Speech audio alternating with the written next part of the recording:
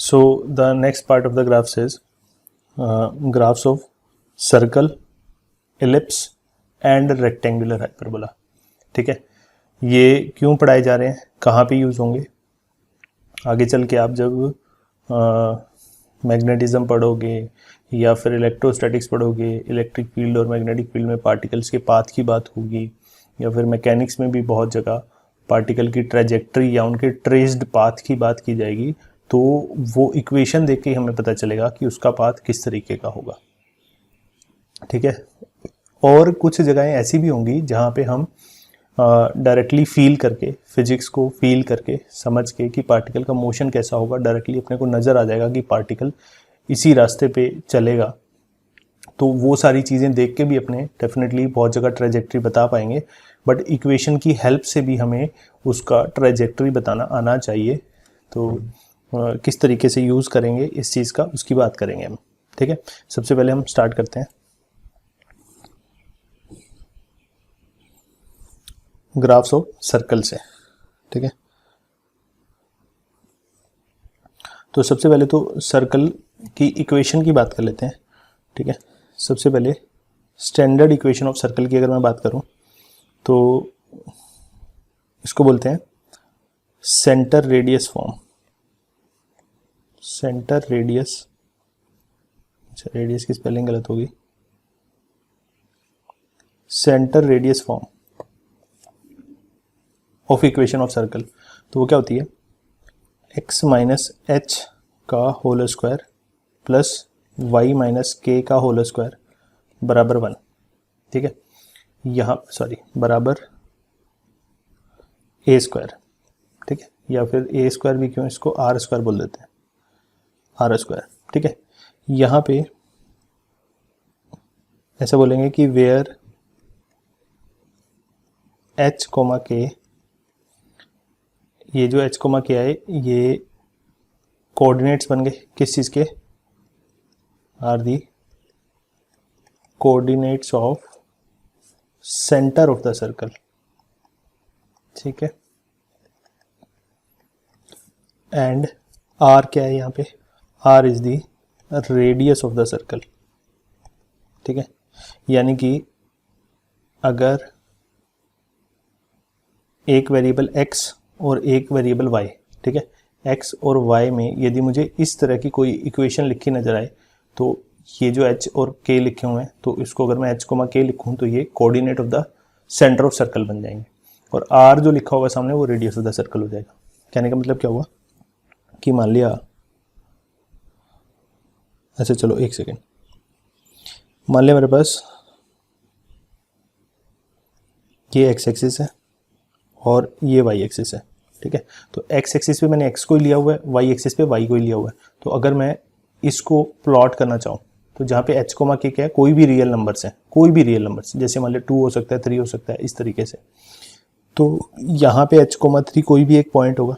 तो मान लिया फर्स्ट क्वाड्रेंट में एक पॉइंट है यहाँ पे, इसके कोऑर्डिनेट्स हैं h कोमा k.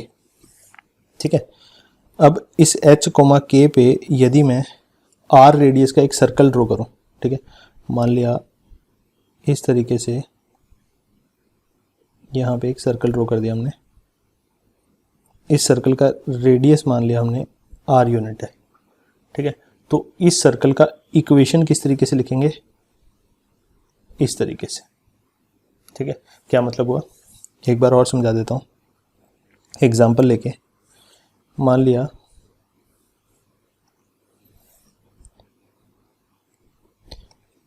मेरे पास एक इक्वेशन लिखी हुई है x माइनस 2 का whole square plus y minus 3 का whole square is equal to 16.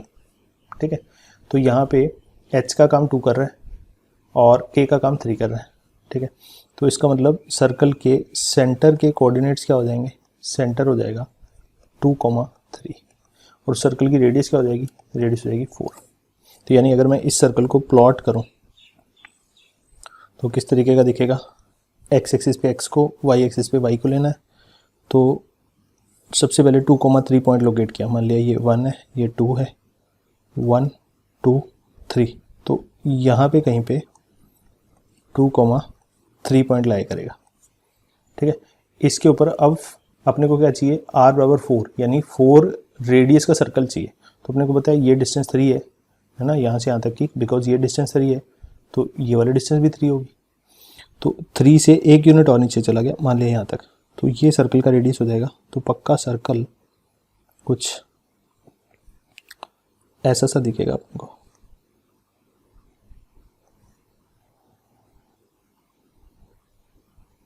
Something like this.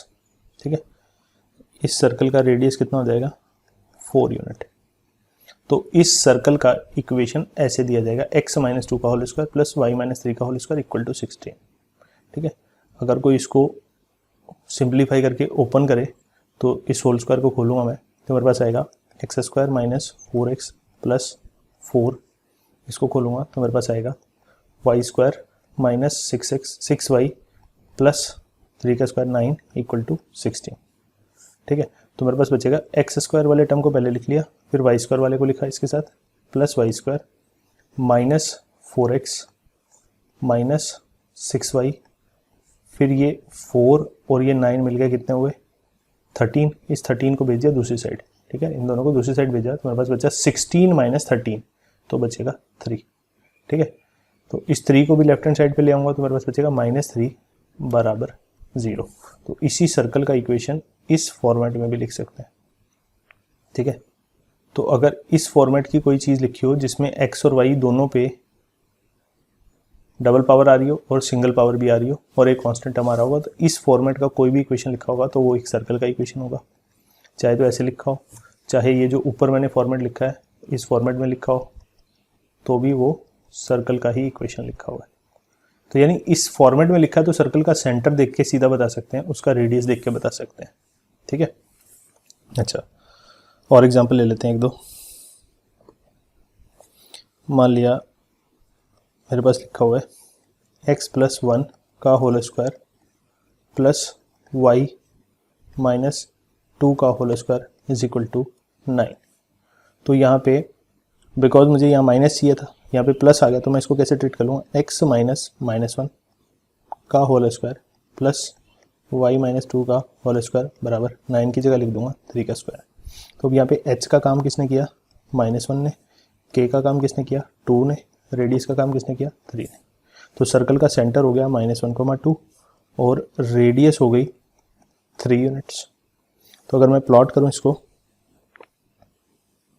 x axis पे x को लेके और y एक्सिस पे y को लेके, तो मुझे सर्कल का सेंटर पहले तो लोकेट करना है। मान लिया 0,0 है तो इसके 1 यूनिट पीछे गया तो यहाँ -1 मिला और 2 यूनिट y पे चाहिए, 1, 2।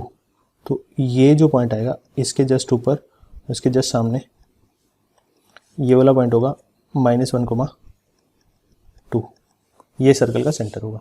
और रेडियस कितनी है, 3 यूनिट रेडियस है। तो अगर मैं ड्रॉ करूँगा सर्कल को तो कैसा दिखेगा, 3 यूनिट, ये 2 यूनिट है, 1 यूनिट और नीचे जाते हैं, यहाँ पे अलग कलर से ड्रॉ करते हैं तो सर्कल पक्का ऐसा सा बनेगा, समथिंग लाइक दिस।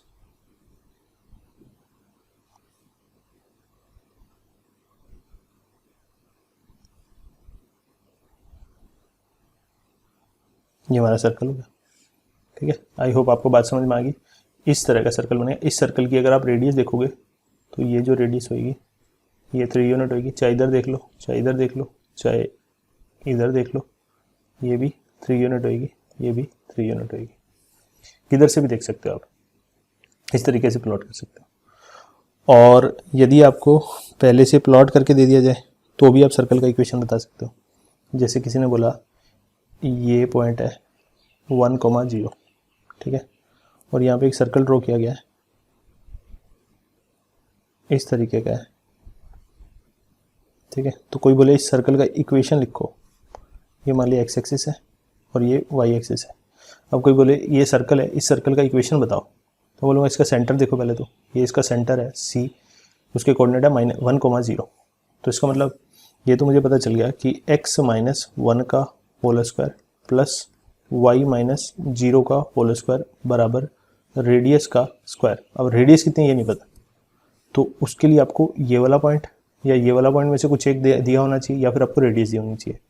तो यहाँ पे मान लिया कि आपको ये वाला पॉइंट दे रखा है, से -1,0 है ये वाला पॉइंट।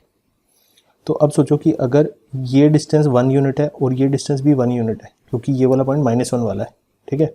तो 1 + 1 दोनों मिलकर कितनी होगी, टोटल डिस्टेंस यहाँ से यहाँ तक की 2 यूनिट्स होगी। तो सर्कल का रेडियस क्लियरली 2 यूनिट हो जाएगा। तो आंसर हो जाएगा 2 का स्क्वायर। तो इस सर्कल की इक्वेशन हो जाएगी x - 1 का whole square plus y square बराबर 4। ठीक है, और देख लेते हैं। मान लिया एग्जाम्पल नंबर 4, किसी ने बोला ये x एक्सिस है और ये y एक्सिस है।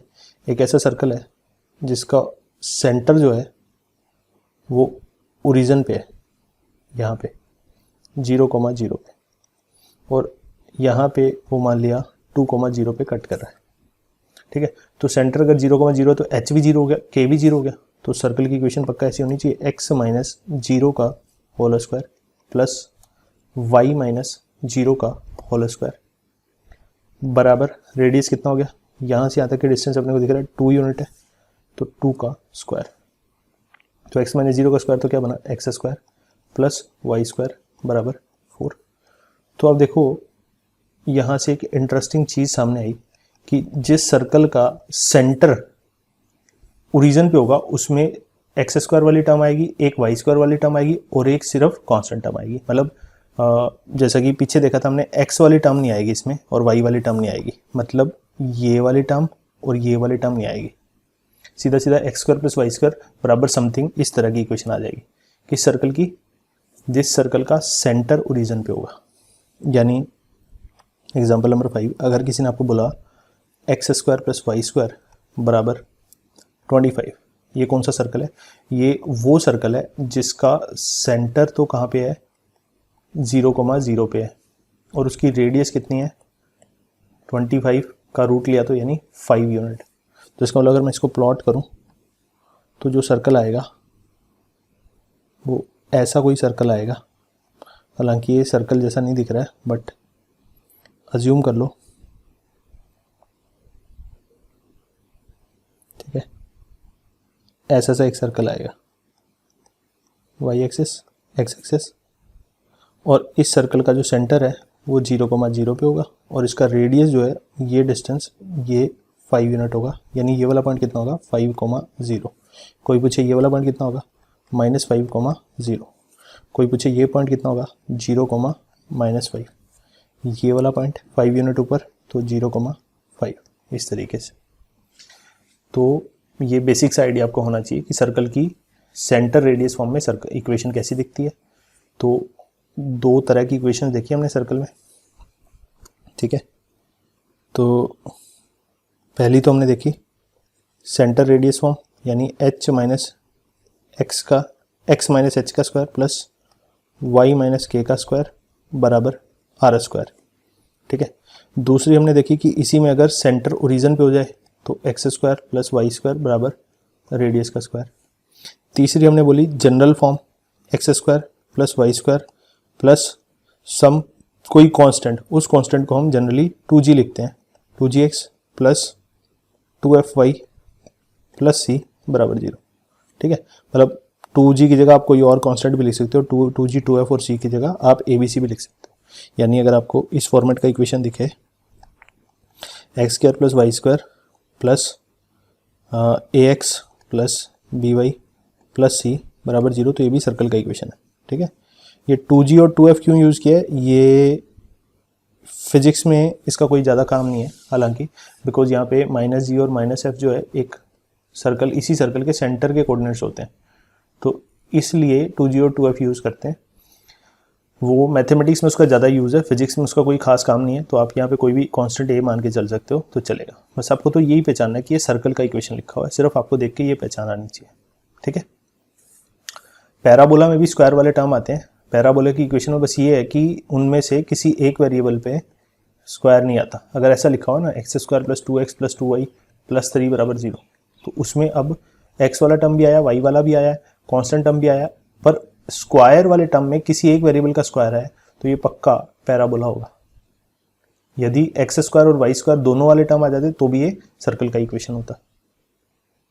ठीक है। अच्छा, और एक दो चीज़ें नोट कर लेते हैं यहाँ पे। यदि अपने पास ऐसा लिखा हो x square plus 4y square, तो पहले तो ये सर्कल का इक्वेशन नहीं हो सकता। मान लीजिए ये लिखा हुआ है plus 2x plus 9y plus 3 बराबर 0, this is not a equation of circle. Note number 1, why? क्योंकि सर्कल के इक्वेशन में coefficient of x square must be equal to coefficient of y square, ठीक है, और दोनों ही नॉन जीरो होने चाहिए, तब जाके वो सर्कल का इक्वेशन आएगा। तो यहाँ पे एक्स स्क्वायर का जो कोफिशिएंट है वो तो 1 है और वाई स्क्वायर का कोफिशिएंट 4 है, इसलिए ये तो सर्कल का इक्वेशन हो नहीं सकता है पक्का, ठीक है। अच्छा, लेकिन यदि अगर ऐसा लिख दिया जाए 4x square plus 4y square plus 3x plus 8y minus 7 equal to 0, तो क्या ये सर्कल का इक्वेशन है? तो पहले तो ये देखो कि एक्स स्क्वायर और वाई स्क्वायर वाले दोनों टर्म आ रहे हैं और दोनों का कोफिशिएंट सेम आ रहा है, तो ये सर्कल का इक्वेशन है। तो फिर कोई बच्चा बोले सर ये तो स्टैंडर्ड फॉर्म में नहीं है, तो स्टैंडर्ड फॉर्म में इसको कन्वर्ट किया जा सकता है बाई डिवाइडिंग बाई 4, 4 से डिवाइड कर दिया हमने, तो बचेगा x square plus y square बराबर 3 plus 3 upon 4x plus 2y minus 7/4 बराबर 0, ऐसा भी हो सकता है। तो ये एक सर्कल की जनरल फॉर्म बन गई, ठीक है। तो इसका मतलब ये सर्कल का इक्वेशन लिखा हुआ है। आई होप इतनी बातें आपको पता चल गई हैं, बस इतनी ही बातें आपको याद रखनी है और ज़्यादा चीज़ें डिटेल में फिजिक्स में काम नहीं आएंगी, ठीक है। फिर आगे बढ़ते हैं हम। ग्राफ ऑफ एलिप्स, पहले तो इक्वेशन ऑफ एलिप्स देख लेते हैं। तो अपने को तो स्टैंडर्ड इक्वेशन ऑफ एलिप्स देखनी है। स्टैंडर्ड इक्वेशन, एक ही टाइप का एलिप्स अपने सिलेबस में है और वही पढ़ना है अपने को, ठीक है, और कोई नहीं पढ़ना है। उसी की ज़रूरत पड़ेगी अपने को फिजिक्स के अंदर या केमिस्ट्री में और कहीं पे, और किसी भी टाइप के एलिप्स की ज़रूरत नहीं पड़ेगी। तो स्टैंडर्ड एलिप्स की इक्वेशन होती है x square upon a square plus y square upon b square is equal to 1। ये वो वाला एलिप्स है जिसका सेंटर जो है वो ओरिजिन पे है, ठीक है। सिर्फ इसी टाइप के एलिप्स की अपने को ज़रूरत पड़ेगी। तो अगर मैं इस एलिप्स को प्लॉट करूं तो कैसे आएगा? पहले तो मैं ये बता देता हूं कि ए एंड बी दोनों कांस्टेंट्स हैं, ठीक है, और इसमें दो केस हो सकते हैं, ठीक है। केस 1 में मैं ये लेके चल रहा हूँ कि ए ग्रेटर देन बी हो, मतलब ए बड़ा हो बी से, और केस 2 में मैं ये लेके चल रहा हूँ कि जीरो से नहीं, बी से, ए बड़ा हो बी से, और दूसरे केस में ए छोटा हो बी से, ठीक है। कोई बच्चा बोले कि सर बराबर हो जाए तो, केस 3 में अगर ए बराबर बी हो जाए तो, ए बराबर बी हो जाए तो फिर तो एलिप्स बचेगा ही नहीं, क्योंकि ये और ये दोनों बराबर हो गए, तो ये तो ऐसे ही बन जाएगा x square upon a square plus y square upon b की जगह भी ये डाल सकता हूँ बराबर 1, तो कॉमन आ जाएगा, तो बचेगा x square plus y square बराबर, कॉमन आके दूसरी साइड चला जाएगा, है ना। तो ये तो फिर एक सर्कल ही बन गया, ठीक है। तो पहले तो बात कर लेते हैं कि ए ग्रेटर देन बी हो तो एलिप्स कैसा बनेगा।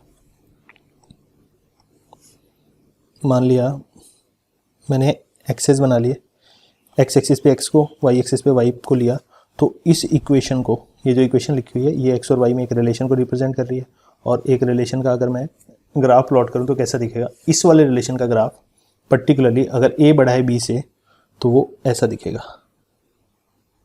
ये अंडे जैसी जो शेप होती है ना उसको एलिप्स बोलते हैं, ये अंडे जैसी शेप, ठीक है। इसमें ये वाला जो पॉइंट होगा, ये वाला पॉइंट होगा a,0, यानी ये जो डिस्टेंस है, ये जो डिस्टेंस है इसको बोलते हैं ए, ये वाला डिस्टेंस भी ए यूनिट है, तो इस हिसाब से ये वाला पॉइंट कितना हो जाएगा -a,0, और ये जो डिस्टेंस है ये होती है b, तो इस वाले पॉइंट को बोलेंगे 0,b, और नीचे वाले पॉइंट को बोलेंगे 0,-b, वाई? क्योंकि ये डिस्टेंस भी b के बराबर है, ठीक है।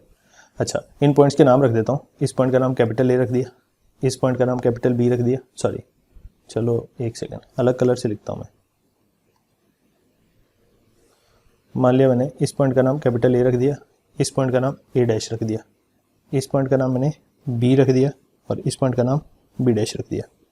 ठीक है, तो ये जो लाइन ए डैश आई है इसको बोलते हैं मेजर एक्सिस। ठीक है, मेजर एक्सिस ऑफ एलिप्स। और जो लाइन बी बी डैश आई है, बी बी डैश, उसको बोलते हैं minor axis.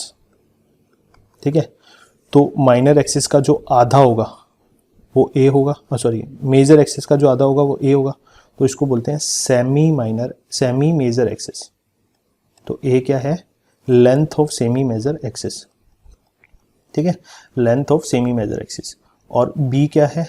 B is the length of semi minor axis, यानी माइनर एक्सिस की लेंथ की आधी लेंथ को बोलेंगे बी।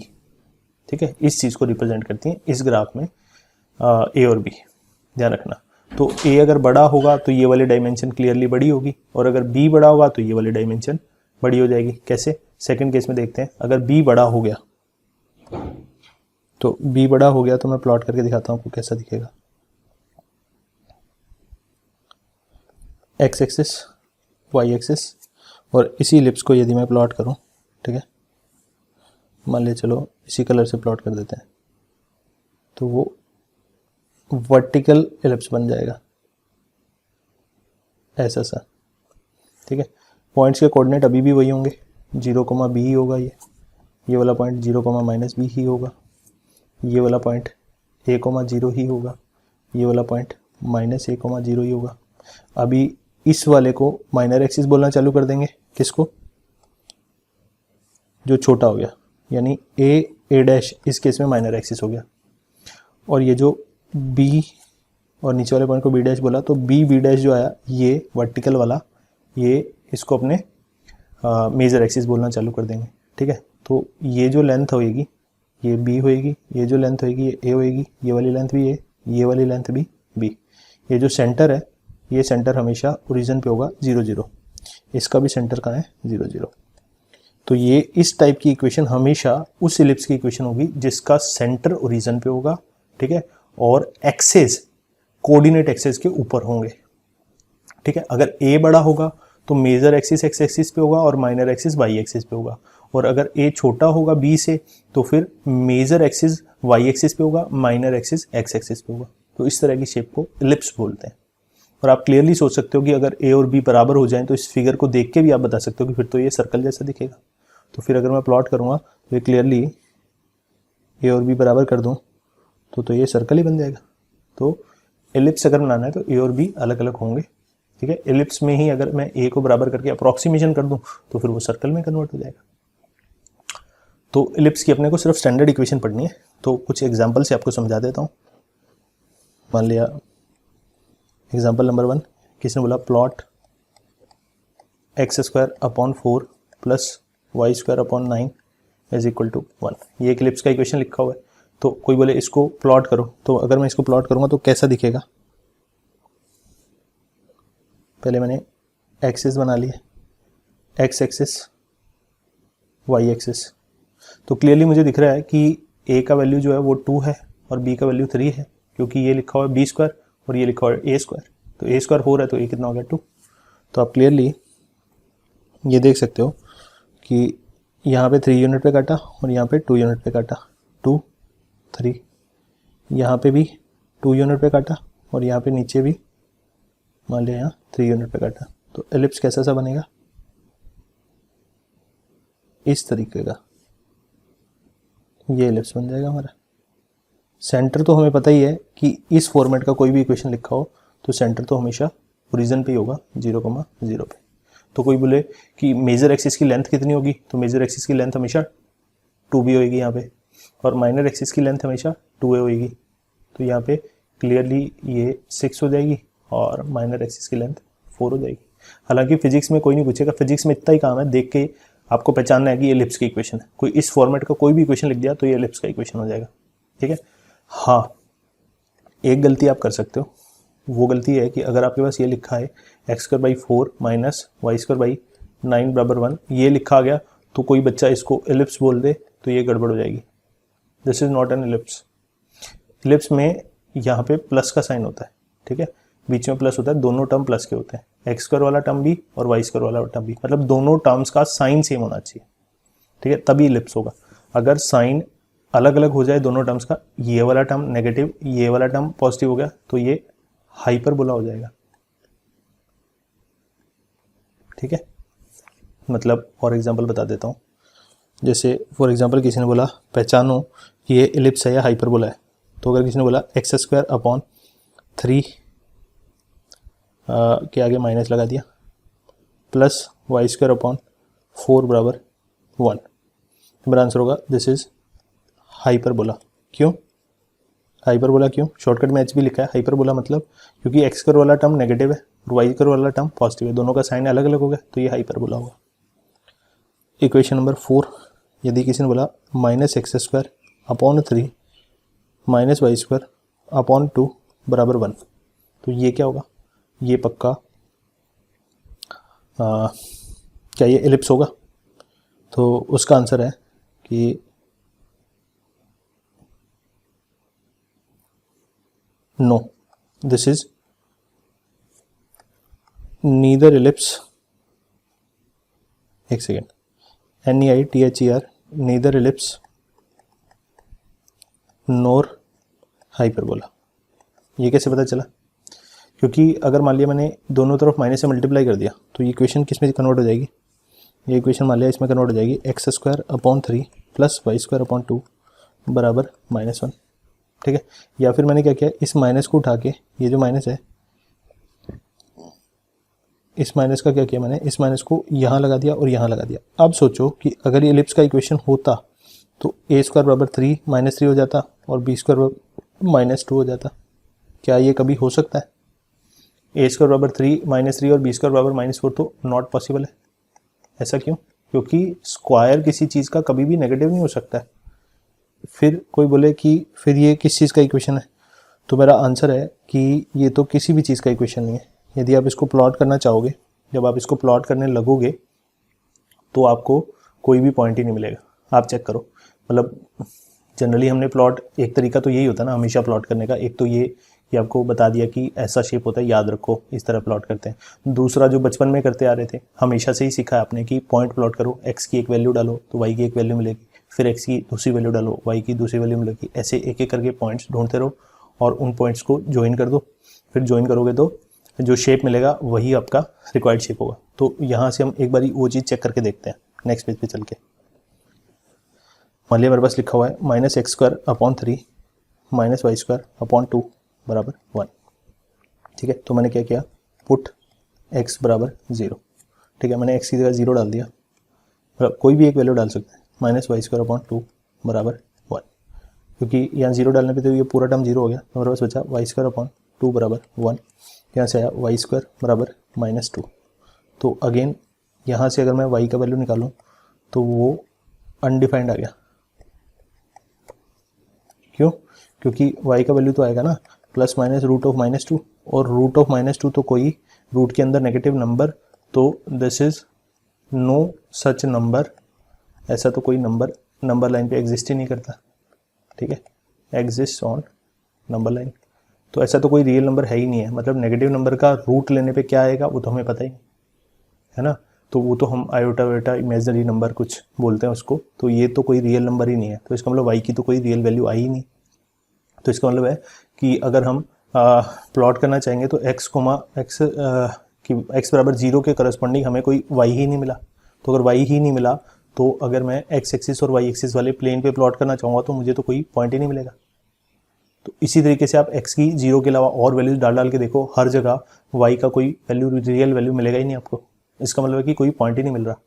इसका मतलब है कि ये ऐसे ही ये रिलेशन तो लिखा हुआ है बट इसके करस्पॉन्डिंग कोई भी पॉइंट आपको इस ग्राफ के ऊपर नहीं मिलेगा, इसलिए ये neither hyperbola neither nor ellipse, ठीक है।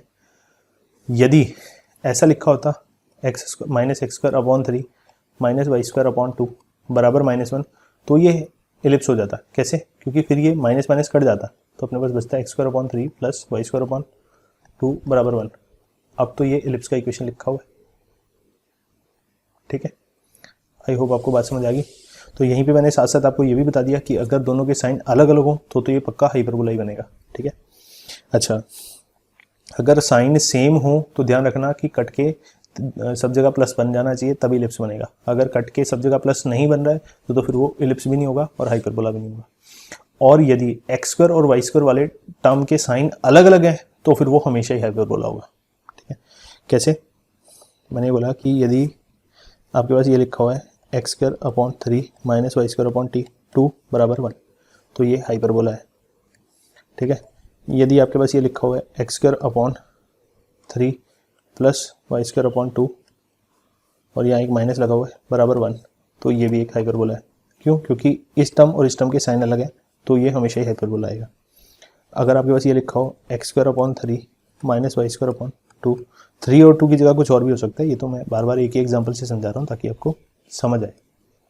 अगर बराबर -1 भी लिखा हो तो कोई फर्क नहीं पड़ेगा, इस माइनस को इधर लाओगे तो बचेगा x square upon 3 plus y square upon 2 बराबर 1, तो ये भी हाइपरबोला ही है। तो इसका मतलब ये दोनों सेम ही हाइपरबोला को रिप्रेजेंट कर रहे हैं। नंबर 4, यदि ये बोला जाए कि minus x square upon 3 plus y square upon 2 बराबर -1, तो ये भी एक हाइपरबोला को रिप्रेजेंट करेगा। क्यों? इसमें भी यही कर सकते हो, इस माइनस को इधर ले आओ, है ना, या दोनों तरफ माइनस से मल्टीप्लाई कर दो, तो x square upon 3 minus y square upon 2 बराबर 1, तो ये भी एक हाइपरबोला को ही रिप्रेजेंट करेगा। आई होप आपको बात समझ में आ गई। और ये हाइपरबोला एक्चुअली में किस तरह के होते हैं? 2 तरह के हाइपरबोला होते हैं जो आपको नहीं पढ़ने हैं, ये वैसे ही आपको आइडिया दे रहा हूँ, ये आपके कभी काम नहीं आएगा। हाइपरबोला का शेप इस तरह का होता है। ठीक है, इसमें भी मतलब चलो दोबारा से बता देता हूँ।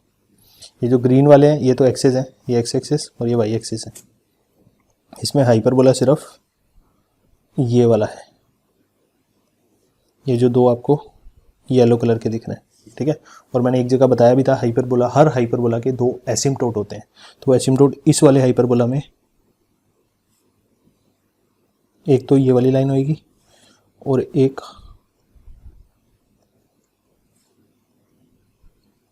ये वाली लाइन होगी। ठीक है, ये 2 एसिम्पटोट होंगे। अच्छा, और डिपेंड करता है कि साइन वाई स्क्वायर वाले टर्म का नेगेटिव है या एक्स स्क्वायर वाले टर्म का नेगेटिव है। यदि एक्स स्क्वायर वाले टर्म का साइन पॉजिटिव और वाई स्क्वायर वाले का साइन नेगेटिव है तो ऐसा हाइपरबोला बनेगा। और यदि एक्स स्क्वायर वाले टर्म का साइन नेगेटिव है और वाई स्क्वायर वाले का पॉजिटिव है और सामने पॉजिटिव नंबर लिखा हुआ है तो फिर हाइपरबोला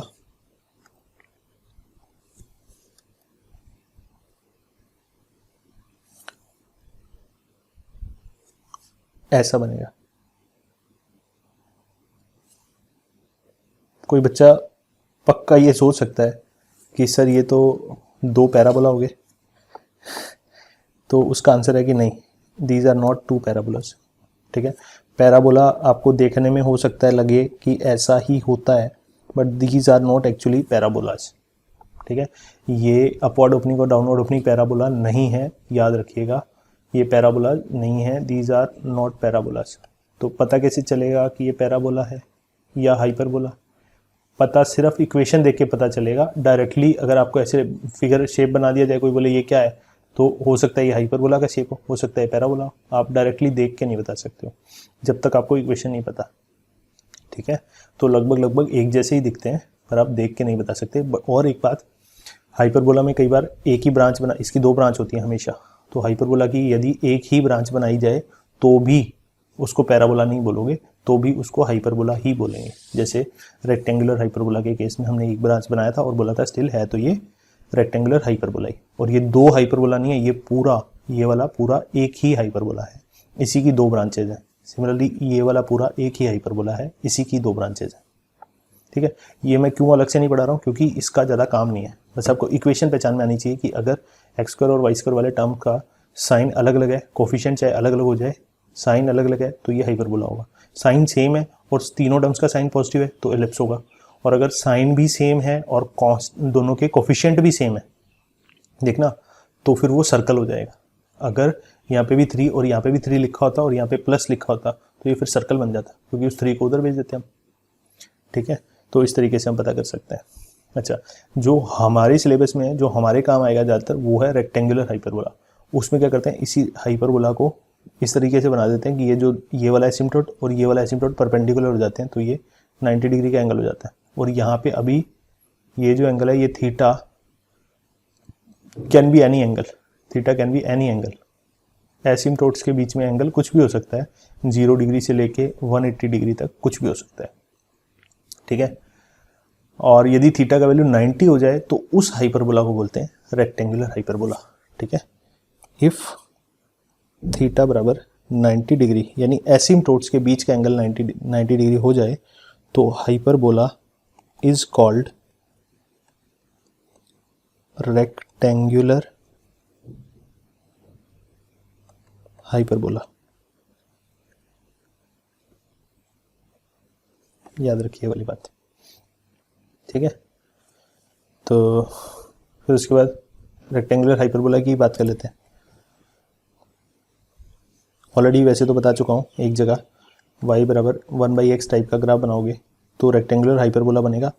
तो हमारे सिलेबस में वो रेक्टेंगुलर हाइपरबोला है, उसी की सबसे ज़्यादा ज़रूरत पड़ती है, जिसके एसिम्प्टोट जो हैं x एक्सिस और y एक्सिस खुद ही होते हैं, ठीक है।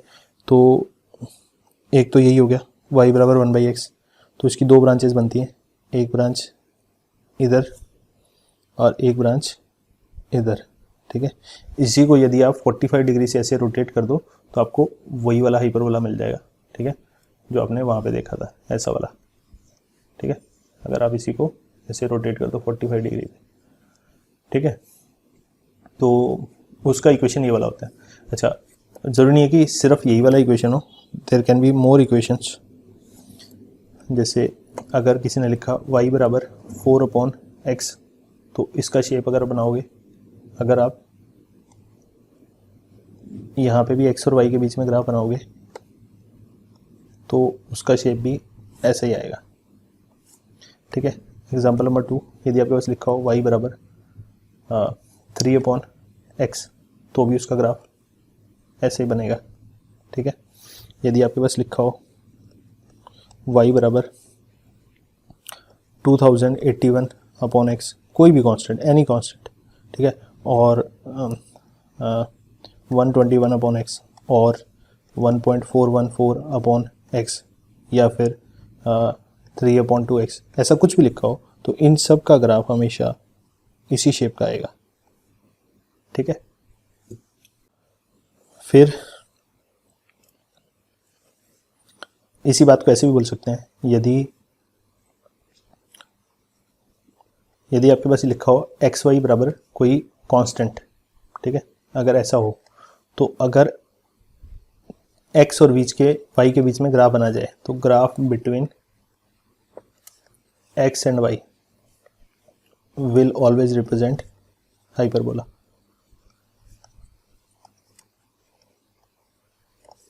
रेक्टेंगुलर हाइपरबोला, रेक्टेंगुलर HB का मतलब हाइपरबोला, ठीक है। तो x एक्सिस पे x को बनाओ, y एक्सिस पे y को बनाओ, दोनों के बीच में जो ग्राफ आएगा ऐसे ही आएगा, पक्का ऐसे ही आएगा, ठीक है। अब इसमें x और y की जगह कोई और भी वेरिएबल हो सकते हैं, जैसे मान लिया मेरे पास लिखा हुआ है t² इंटू वी बराबर 3, ये लिखा हुआ है।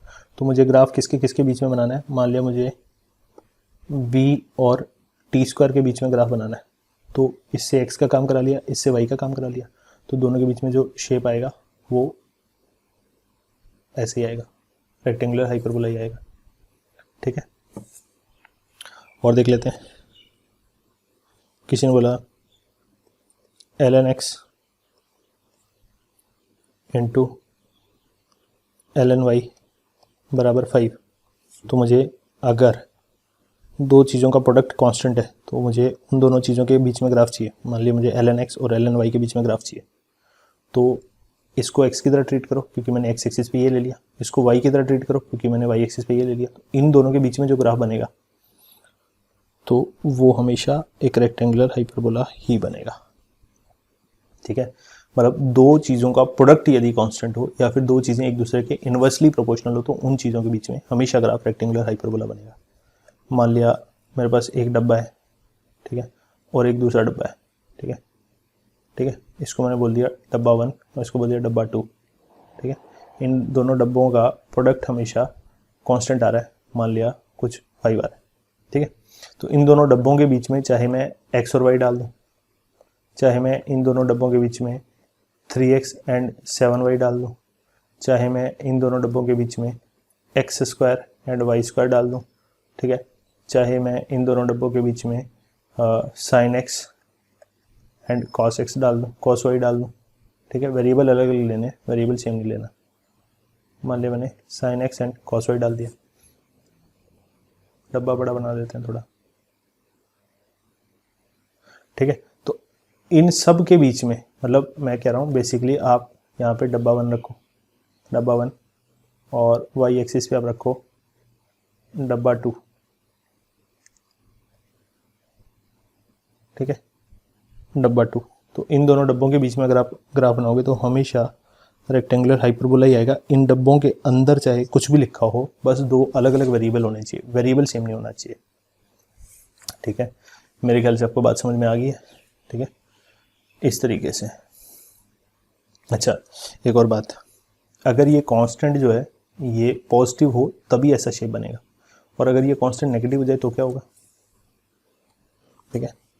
मान लिया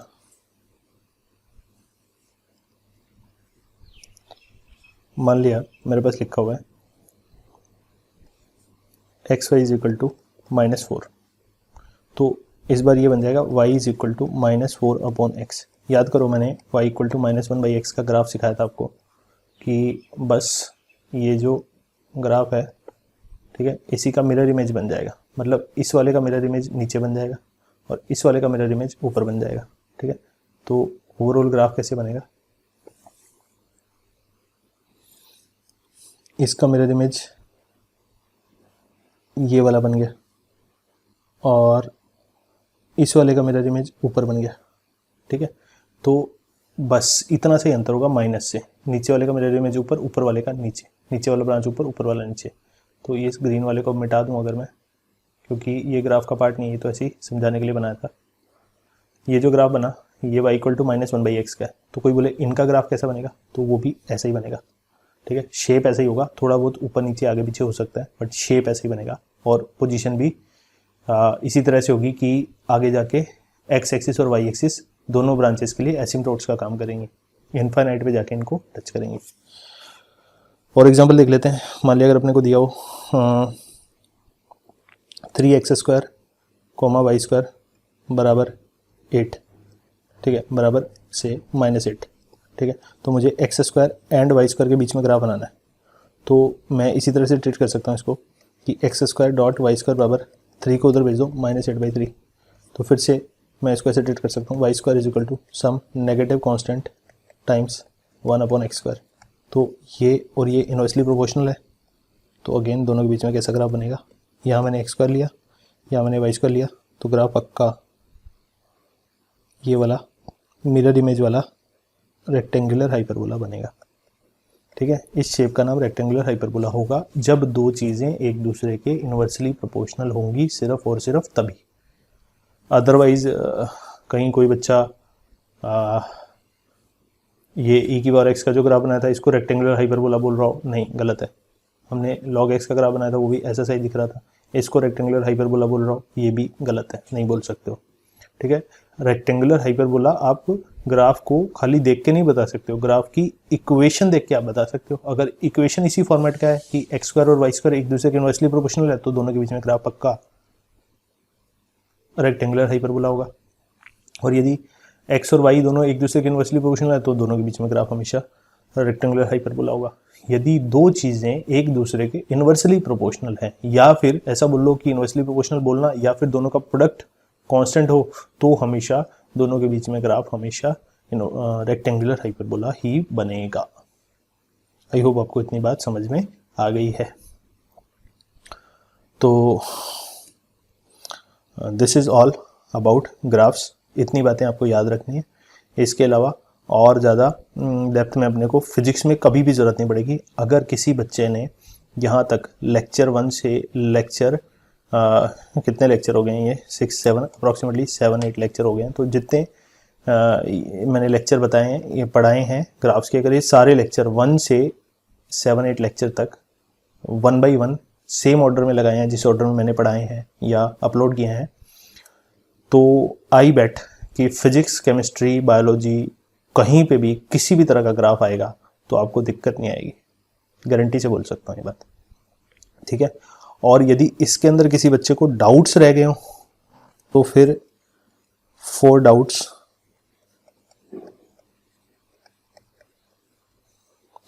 ज्वाइन माई टेलीग्राम चैनल, ठीक है।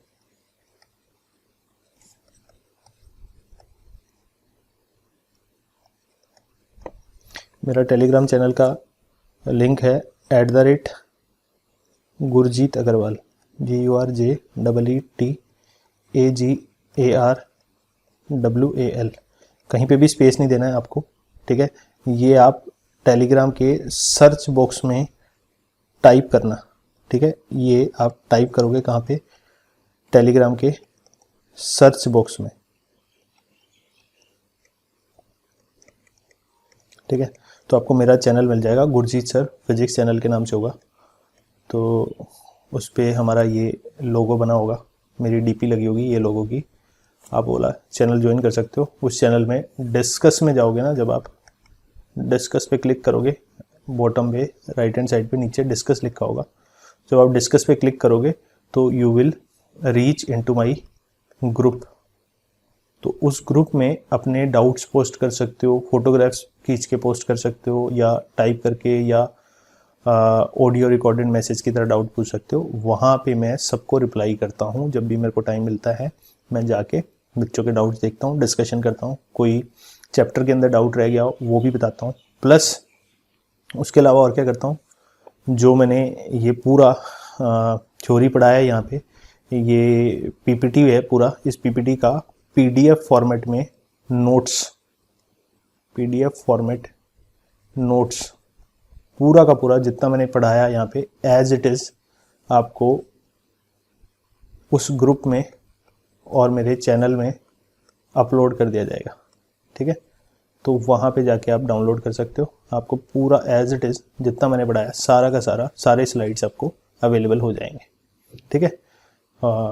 तो आपको नोट्स बनाने की भी अलग से चिंता नहीं करनी पड़ेगी इसके अंदर। बाकी फिर भी मैं ये सजेस्ट करता हूँ कि अगर आपके हैंड रिटन नोट्स होंगे तो आपको और ज़्यादा मज़ा आएगा, ठीक है, क्योंकि हमेशा अपने हाथ से जो चीज़ें लिखी होती हैं वो ज़्यादा याद रहती हैं। तो मैं सजेस्ट तो यही करता हूँ कि आप अपने हैंड रिटन नोट्स बनाएं, otherwise it is your choice, ठीक है। और अगर आपको वीडियोस अच्छे लग रहे हैं मेरे तो फॉलो करते रहो। अभी मैंने बेसिक मैथमेटिक्स पढ़ा दिया है, कंप्लीट हो गया है, ठीक है। इसमें डिफरेंशिएशन वाला थोड़ा सा पार्ट बचा है, वो एक लेक्चर में या 2 लेक्चर में ख़त्म कर दूंगा।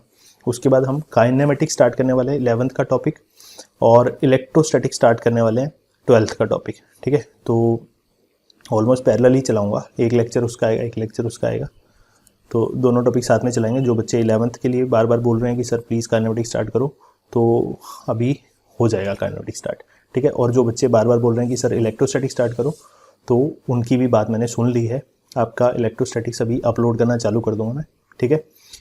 विद इन दिस वीक आप समझो कि इलेक्ट्रोस्टैटिक्स के कुछ ना कुछ और काइनेमेटिक्स के कुछ ना कुछ लेक्चर्स आपको मिलने शुरू हो जाएंगे, ठीक है।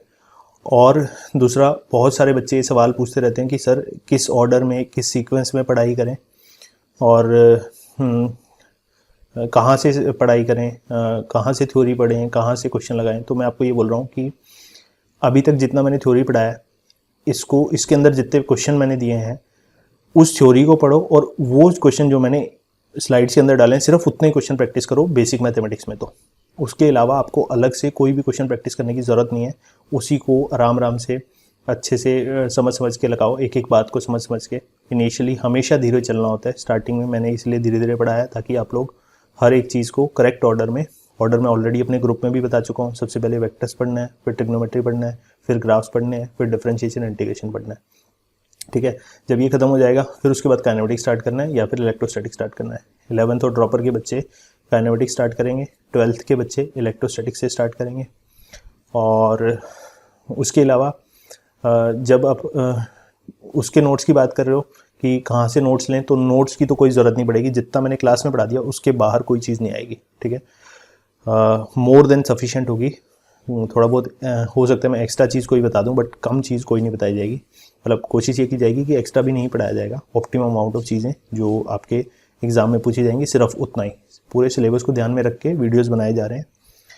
और नेक्स्ट थिंग कि जो बच्चे बोल रहे हैं कि प्रैक्टिस कहाँ से किए, क्वेश्चन की प्रैक्टिस कहाँ से करें, तो मैं ये बोल रहा हूँ कि आपको अलग से कोई किताब लेने की भी ज़रूरत नहीं है। अगर आप ले भी लेते हो तो ठीक है, ले सकते हो, कोई भी ऑब्जेक्टिव टाइप की नीट की बुक ले सकते हो। अदरवाइज़ आपको मैं PDF फॉर्मेट में अपने इंस्टीट्यूट की स्टेपमार्क एजुकेशन की मॉड्यूल्स PDF फॉर्मेट में मॉड्यूल्स अपने टेलीग्राम चैनल पे भेजूँगा। जो चैप्टर मैंने स्टार्ट किया, मान लिया मैंने काइनेमेटिक्स स्टार्ट किया, तो काइनेमेटिक्स की मॉड्यूल्स आपके पास PDF फॉर्मेट में चैप्टर के स्टार्ट होने के फर्स्ट लेक्चर वाले दिन ही आपके पास पहुंच जाएंगे, ठीक है। तो उस दिन आपको क्वेश्चन नंबर बताए जाएंगे कि आपने फर्स्ट लेक्चर मैंने जितना पढ़ाया, उस लेक्चर के में जितनी चीज़ें पढ़ाई उसके ऊपर जो क्वेश्चन है वो प्रैक्टिस आपको करने हैं। वो क्वेश्चन नंबर भी आपको बताऊंगा कि इतने से इतने क्वेश्चन आज आपको प्रैक्टिस करने हैं। अगली क्लास में वो डिस्कस होंगे या नेक्स्ट टाइम डिस्कस करेंगे उसके बाद। बिकॉज मैं वीडियो अपलोड कर रहा हूँ तो वीडियो के बीच में तो डिस्कस करना संभव है नहीं है, यहाँ पे तो आप डाउट में से पूछ नहीं सकते हो, बट उनकी डिस्कशन में नेक्स्ट वीडियो के समय, जब नेक्स्ट वीडियो आएगा मेरा, उस समय मैं आपसे टेलीग्राम चैनल में सारे डिस्कशन कर लूँगा। और जैसे जैसे हम नेक्स्ट लेक्चर करते चले जाएंगे वैसे वैसे आपको साथ साथ मैं बताता रहूँगा कि इतने क्वेश्चन इसमें से प्रैक्टिस करके आने हैं, इतने क्वेश्चन इसमें से प्रैक्टिस करके आने हैं। और कोई डाउट है तो वो टेलीग्राम के चैनल में ग्रुप में डालते रहो और मैं वहीं पे आपको साथ साथ डाउट क्लियर करते रहूँगा, ठीक है। और एडिशनली मैं कुछ ही समय में हो सकता है कि यूट्यूब पे लाइव आना चालू कर दूँ, तो लाइव आऊँगा तो उसमें जैसे ही चैप्टर पढ़ाया उसके एंड में कोई डाउट बचा तो वहीं डिस्कस कर लूँगा। और उसके बाद चैप्टर भी क्यों, मतलब हाँ, हर एक लेक्चर के एंड में डाउट डिस्कशन होगा। हर एक लेक्चर जहाँ पे ख़त्म होगा उसके एंड में आपसे हमेशा डाउट पूछा जाएगा कि आपको क्या क्या चीज़ें कोई समझ नहीं आई है, कहीं डाउट है तो पूछ लिया जाए। और फिर भी उसके अलावा जब असाइनमेंट दिया जाएगा कि घर जाके आप ये चीज़ें प्रैक्टिस करके आओगे, और उसमें भी अगर आपको फिर घर जाके कोई क्वेश्चन नहीं हो पाते हैं या कहीं डाउट आ रहा है आपको, तो फिर वो नेक्स्ट लेक्चर में जब लेक्चर स्टार्ट करूँगा तो हमेशा लेक्चर स्टार्ट करने से पहले यही पूछूंगा कि पिछले लेक्चर में जिन बच्चों को डाउट है वो पहले पूछ लें, वो डाउट क्लियर करूँगा, फिर उसके बाद आगे बढ़ूँगा। तो ये चीज़ें कब होंगी, जब मैं लाइव आना चालू कर दूँगा।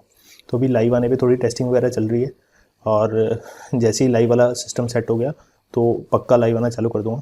और मेरे साथ साथ चलते रहो, उसके अलावा और कोई चिंता करने की ज़रूरत नहीं है। मैं आपको पक्का बोल रहा हूँ कि अगर जैसे जैसे मैं पढ़ा रहा हूँ वैसे वैसे पढ़ते रहे, मेरे लेक्चर्स को फॉलो करते रहे, तो गारंटी से बोल रहा हूँ कि नीट क्लियर होएगा। और मैं जैसे कि जैसे बोल रहा हूँ वैसे की वैसे आपको फॉलो करना है, एग्जैक्टली वैसे ही, उसमें अपना दिमाग फालतू नहीं चलाना है, ठीक है। और लेक्चर के बीच में डाउट डेफिनेटली आएंगे, जब लेक्चर पूरा हो जाएगा या किसी भी टॉपिक का थ्योरी पूरा हो जाएगा तो फिर कम डाउट आएंगे, क्योंकि स्टार्टिंग में जब तक पूरी बातें नहीं बताई गई है तब तक तो डाउट आना नेचुरल है, ठीक है। जब चीज़ें पूरी हो जाएंगी, जब कंप्लीट हो जाएगा टॉपिक, तो उसके बाद अगर डाउट बचें तो फिर वो डाउट आप टेलीग्राम चैनल पे अपलोड करें, या फिर लाइव क्लास होगी तो लाइव क्लास में आप यूट्यूब पे डायरेक्ट पूछ सकते हो, ठीक है। तो thank you very much for watching my videos. I hope this clip will be very helpful for you to understand कि मैं किस तरीके से पढ़ाऊँगा। पूरा सिस्टम बना के पढ़ाऊँगा, किसी भी बच्चे को दिक्कत आने नहीं दूंगा, ठीक है। टेंशन मत लेना। Okay, bye bye.